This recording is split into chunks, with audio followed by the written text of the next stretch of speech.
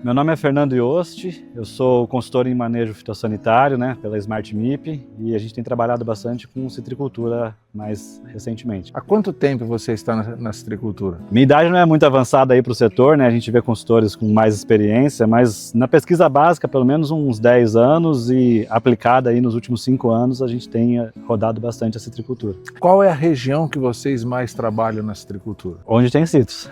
A gente não tem parada, a gente não tem casa, mas a citricultura é forte no Sudeste, A gente hoje está sediado em Piracicaba, uma parte mais central do estado, e a gente vai aí rodando o estado de São Paulo, a gente também já foi visitar a citricultura no Nordeste, já passamos ali pelo Goiás, Minas Gerais, então onde a citricultura está, a gente vai atrás. A Smart MIP, ela presta serviço de consultoria e pesquisa? A Smart MIP, ela é uma empresa que nasceu dentro da USP, uma empresa que tem o DNA da USP, E o intuito dela sempre foi ser uma ponte entre o conhecimento que às vezes estava represado aí numa universidade centenária com as mentes mais brilhantes e uma demanda do produtor, Tentar trazer um pouco mais para a realidade, o que as empresas têm para desenvolver, o que o produtor tem de dor para resolver e o conhecimento que está aí na universidade. Então a gente trabalha hoje como uma ponte. Conta um pouquinho mais dessa história da Smart MIP para nós. Bom, eu sou engenheiro agrônomo, me especializei com mestrado, doutorado, MBA, sempre na parte de manejo de pragas, manejo integrado de pragas. E no meio desse caminho, dessa trajetória, estando dentro da universidade, eu senti essa demanda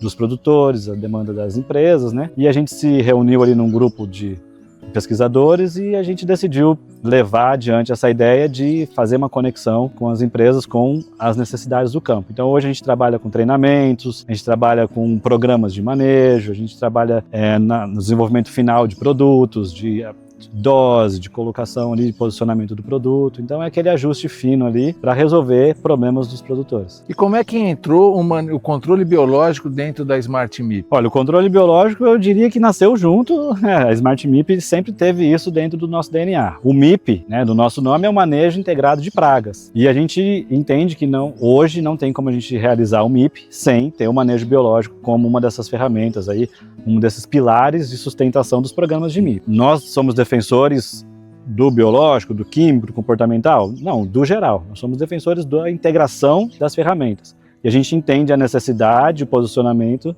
a gente tenta entender, ou melhor, a necessidade, o posicionamento de cada uma dessas ferramentas e principalmente da sinergia, dessa integração. O que você espera do controle biológico para a citricultura? Eu sinto que a citricultura é um dos setores que ainda está engatinhando no biológico, e eu sinto aí com a experiência da gente rodar outras culturas, rodar aí o Brasil. A gente esteve recentemente numa consultoria em uma usina de cana-de-açúcar, lá no Centro-Oeste. E a gente estava numa sala ali com umas 20 pessoas discutindo manejo e escreveu no quadro ali inseticida, na época tal, e alguém falou, não, mas tem que colocar biológico. E a pessoa da usina falou assim, não, inseticida aqui quer dizer químico e biológico. Pra gente, inseticida já está na nossa pele aqui, que é químico e biológico. E se a gente trouxer isso para a citricultura, se eu falar inseticida, é o químico. O biológico é outra história. A gente tem que trazer essa cultura aí dos grãos, do HF, que sentiu dores, que a citricultura está sentindo muitas dores agora, e entendeu a necessidade do biológico dentro desse programa, desse sistema. Eu quero falar no futuro de inseticida e o produtor entender que é ou biológico, ou químico, ou biológico e químico, não tem essa separação. O que você espera de um produto biológico ou de uma empresa que trabalha com produtos biológicos e naturais? Produtos com qualidade, um produto disponível ao produtor, um produto que tenha um uso mais fácil para o produtor. Isso é uma abertura de portas, A gente trouxe alguns programas aí que mexam muito na logística, no dia a dia, de uma cultura que hoje a gente está falando de 40, 50 aplicações no ano, geralmente em déficit aí de maquinário. A gente não pode pensar em aumentar o problema dele.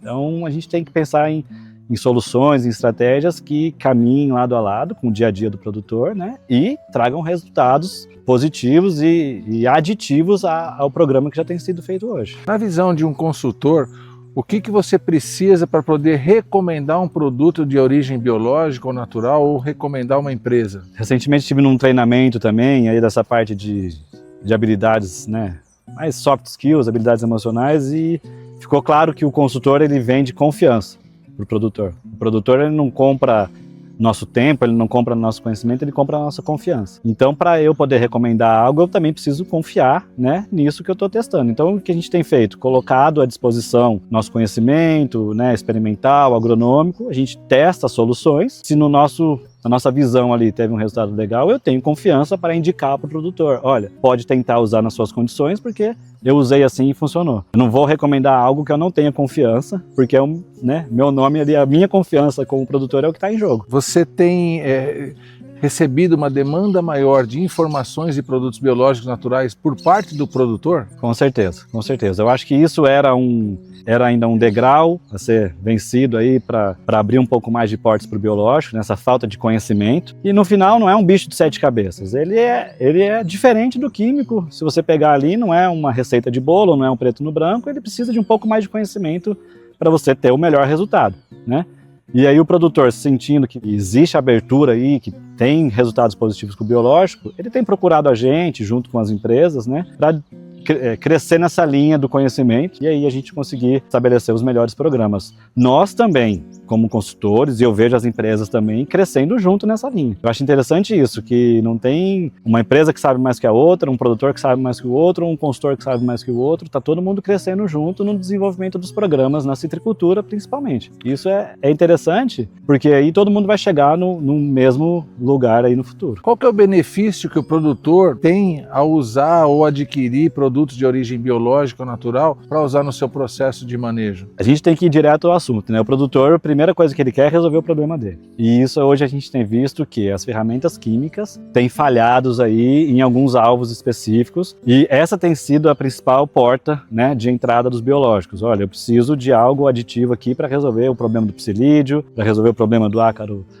desfoliador, do ácaro da leprose, que os químicos sozinhos não estão resolvendo. Então esse é um primeiro passo. Mas a gente tem que ter uma visão um pouco mais adiante, né? A gente está falando de uma cultura que o produto final é um alimento. O produto final não fica no Brasil, vamos falar a verdade, né? Boa parte da nossa produção é exportação. Quais são as principais dificuldades, Fernando, que você vê para que o controle biológico seja implementado com maior quantidade dentro da citricultura? Eu acho que inicialmente a gente está trabalhando nisso junto com as empresas aí, um desenvolvimento, né, agronômico, um desenvolvimento desse mercado, porque as ferramentas já existiam para as outras culturas, mas elas precisam ser ajustadas para uma cultura, né, que é perene, vai ficar ali 15, 20 anos exposta às condições climáticas, exposta a doença, a plantas invasoras, a pragas o tempo todo, né? E a gente tinha um conhecimento construído em culturas anuais. Então a gente precisa ajustar, entender o que funcionou ali, posicionar aqui na citricultura e entender, né? Essa construção está sendo feita. Às vezes a gente pensa num produto que vai resolver o problema X, mas ele está ajudando no problema Y, no problema Z. Então a gente posiciona o produto lá para o psilídeo, mas a gente está tendo um controle ali de ácaros, a gente está diminuindo ali as cochonilhas, e isso não é imediato. Diferente do químico que o produtor gostava de ver, eu falo gostava porque hoje nem não consegue ver mais, aplicar e o bicho cair morto, a gente está falando de uma construção de um ambiente supressivo ali para as pragas, de um ambiente, né, ideal para esses insumos biológicos agirem a longo prazo. E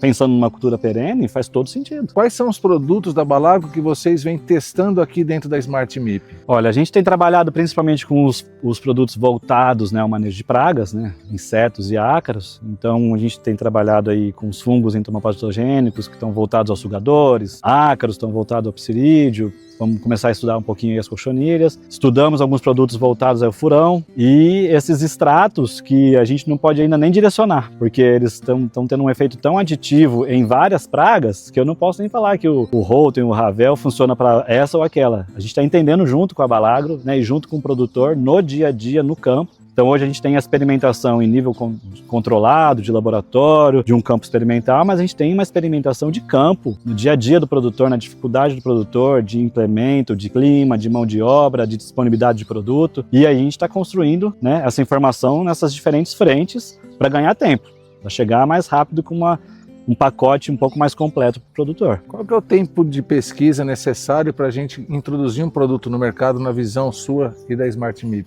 Se a gente parar em regulamentação, o Brasil tem uma regulamentação até rápida para os biológicos, né? Mas se a gente entender o mercado, entender uma cultura perene assim, eu penso em pelo menos uns 3 anos. Por quê? O produto foi muito bem num ano, mas tem toda uma influência de clima, tem uma influência de preço da laranja, tem uma influência de preço do insumo químico, de mão de obra, de disponibilidade ali de maquinário. Então, eu não posso me basear somente por uma safra. E outra, a gente está falando, às vezes, no momento de posicionamento do produto, você não vai ter reflexo nessa primeira safra, você vai ter reflexo na próxima safra, porque o pé de laranja ele está construindo a próxima safra e a safra atual ao mesmo tempo. Então, se eu não observar pelo menos umas 3 safras para entender um efeito imediato nessa próxima colheita, um efeito na próxima colheita que está sendo construída e mais uma para frente, é difícil da gente poder posicionar com aquela confiança que a gente já falou anteriormente aí, se o produto é interessante ou não para o manejo. O que você viu na Balagro como empresa? Olha, a gente teve a oportunidade de visitar as instalações da Balagro, a fábrica, uma fábrica assim,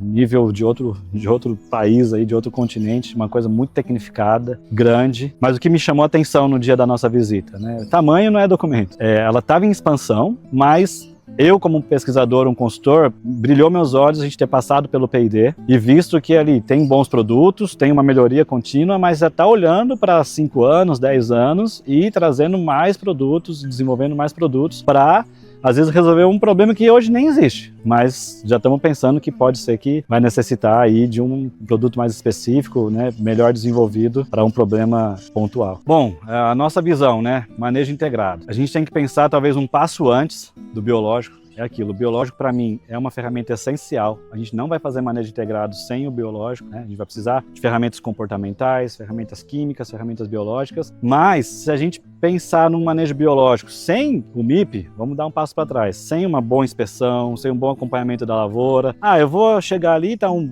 índice alto de infestação, vou colocar o biológico num campo, uma zona de guerra ali. Não é isso que a gente está esperando. Então, pensar em MIP, pensar em amostragem, acompanhamento da lavoura, né? Ver se aquela aplicação teve bons resultados e integrar o biológico ao químico. Em alguns momentos só o biológico, em alguns momentos só o químico, em alguns momentos as duas ferramentas juntas, contanto que compatíveis. A gente tem toda uma linha de estudos aí da compatibilidade desses produtos e construir esses programas de manejo. Só o químico não vai resolver o futuro, só o biológico não vai resolver o futuro também. Assim, pelo menos a um futuro a médio prazo, né? Porque a gente pensa o MIP como uma transição para uma agricultura, né, menos dependente do químico no futuro.